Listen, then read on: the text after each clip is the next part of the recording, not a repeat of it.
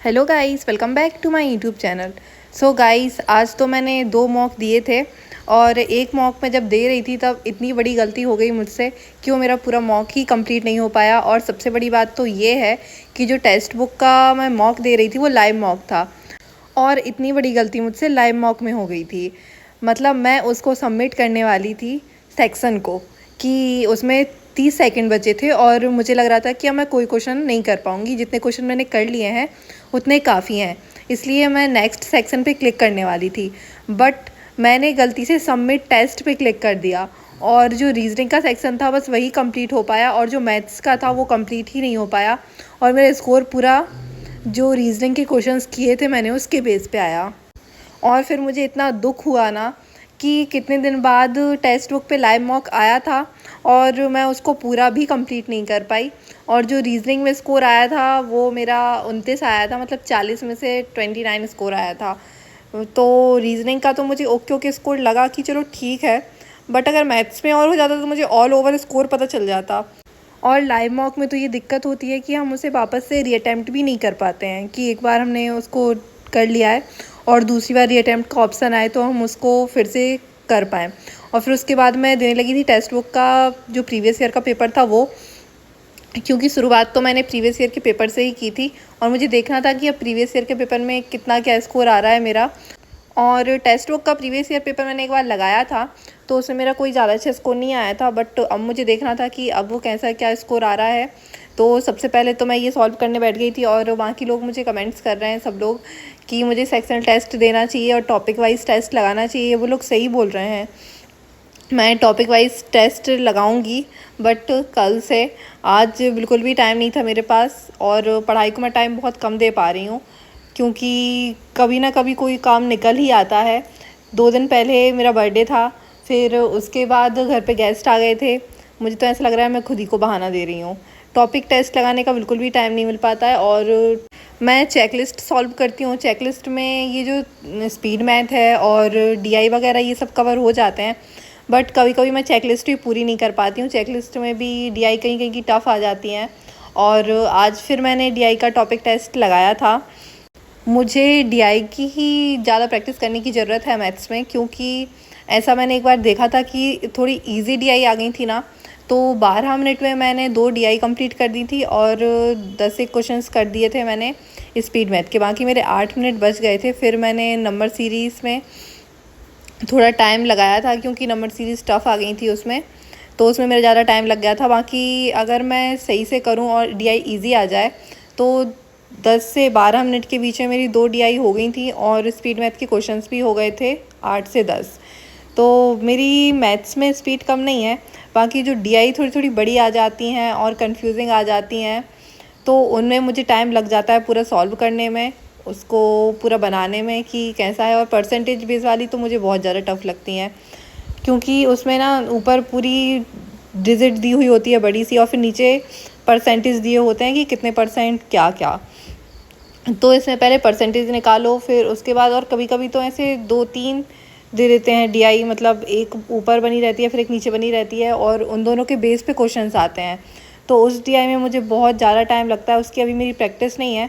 और मैंने अभी केसलेट वाली डीआई पढ़ी नहीं है, लेकिन कल मैं जब मॉक दे रही थी, या फिर मॉक नहीं, शायद मैं सेक्शनल टेस्ट लगा रही थी, तो उसमें मुझे एक डीआई आई थी केसलेट वाली।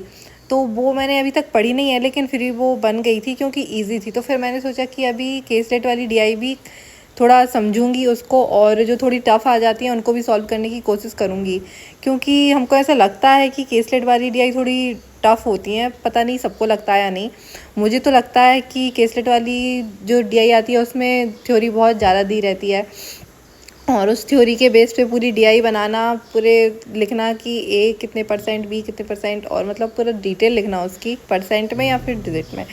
तो वो मुझे बहुत ज़्यादा टफ़ लगता है। मुझे ऐसा लगता है कि ये तो छोटी मोटी पज़ल ही बन गई है। और पज़ल में तो फिर भी ज़्यादा क्लू दिए रहते हैं, उसमें तो रेशियो के बेस पे, परसेंटेज के बेस पे दिया रहता है। बट कल मैंने जो एक केसलेट वाली डीआई बनाई थी वो ईजी थी, मुझे बहुत ईजी लगी। तो मैं सोच रही थी कि अब मैं वापस से डीआई पढ़ना शुरू करूँगी। और डीआई तो बाकी सारी हो गई है मेरी, बस मैंने केसलेट वाली डीआई पूरी स्किप कर दी थी, उनको पढ़ा ही नहीं था क्योंकि मैंने ऐसे ही पहले मेंटलिटी बना ली थी कि वो टफ़ ही होती हैं, जबकि मेरी दीदी ने मुझे बताया था कि अगर वो सही से आने लगे ना तो फिर उनसे ज़्यादा ईजी कुछ नहीं होता है। ये वाली जो DI हम बनी बनाई आती हैं ग्राफ वाली, तो उनमें तो ऐसा होता है कि टफ़ क्वेश्चंस पूछ लेते हैं, लेकिन जो DI हम खुद बनाते हैं किसलेट वाली, उनके क्वेश्चंस हैं बहुत इजी आते हैं। तो अब कल से क्लास देखना स्टार्ट करूँगी DI की। और अर्थमेटिक तो मेरी नहीं हो पाई। मैंने सोचा था कि मेरे एग्ज़ाम से पहले तक मैं अर्थमेटिक कंप्लीट कर लूँगी, बट फिर से नहीं हो पाई है। हर एग्ज़ाम के पहले मेरी अर्थमेटिक रह जाती है और इस बार भी रह गई है। और अब ये रहा मेरा स्कोर जो कि आया था प्रीवियस ईयर के पेपर में। मैंने 56 अटैम्प्ट किए थे, जिसमें से मेरे 52 नंबर आए हैं, जो कि मैं स्टक हो गई हूँ अब यहाँ पे 50 से 55 के बीच में। इससे ज़्यादा मेरे स्कोर बढ़ ही नहीं पा रहे हैं, पता नहीं क्यों। अब कब कितने बढ़ेंगे। एटलीस्ट मेरे जब तक अभी टाइम है थोड़ा, 10 दिन तो हैं एटलीस्ट, तो 10 दिन में कम से कम 60 अबव हो जाए ना प्रीवियस ईयर के में, तो मुझे थोड़ी खुशी होगी। और ये रहा वो लाइव टेस्ट जिसके बारे में मैं स्टार्टिंग में बता रही थी कि मैंने ये स्टार्ट किया बहुत खुशी के साथ कि चलो लाइव टेस्ट आया है, टेस्ट बुक पे मैं ये लाइव टेस्ट अटैम्प्ट करूँगी और इसमें बहुत अच्छा स्कोर लेके आऊँगी। बट ऐसा होना ही नहीं था। मेरे साथ इतना अच्छा कैसे हो सकता है।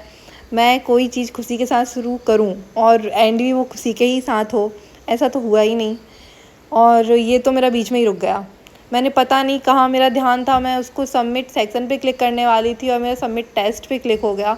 और ये देखिए मैंने 29 अटैम्प्ट किए थे रीजनिंग में और 29 ही मेरा स्कोर आया। मतलब ये इस बात की तो मुझे खुशी थी कि मेरा एक भी गलत नहीं निकला रीजनिंग में। बट दुख बहुत बहुत बहुत ज़्यादा हो रहा था कि इतना अच्छा टेस्ट उसकी मैथ्स अटैम्प्ट नहीं कर पाई हूँ, पता नहीं। और इसमें वापस से ऑप्शन भी नहीं था कि री अटैम्प्ट कर लो। एक ऑप्शन तो देना चाहिए। कोई इंसान अगर भूल जाता है, नहीं कर पाता है, तो उसे एक दूसरा मौका तो मिलना ही चाहिए।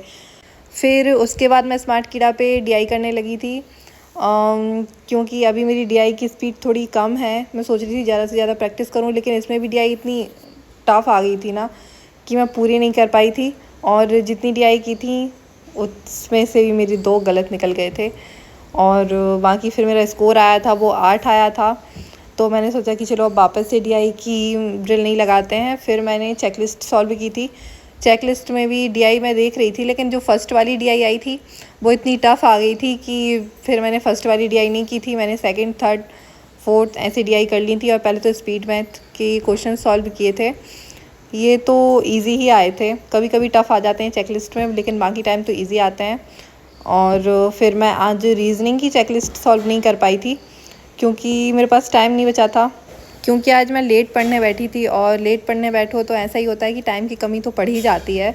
इसलिए मैंने रीजनिंग की चेकलिस्ट स्किप कर दी थी। सो गाइस अब मैं ब्लॉग को यहीं ख़त्म करती हूँ। सब लोग बताना कि लाइव टेस्ट उनका कितना स्कोर आया था। Bye guys.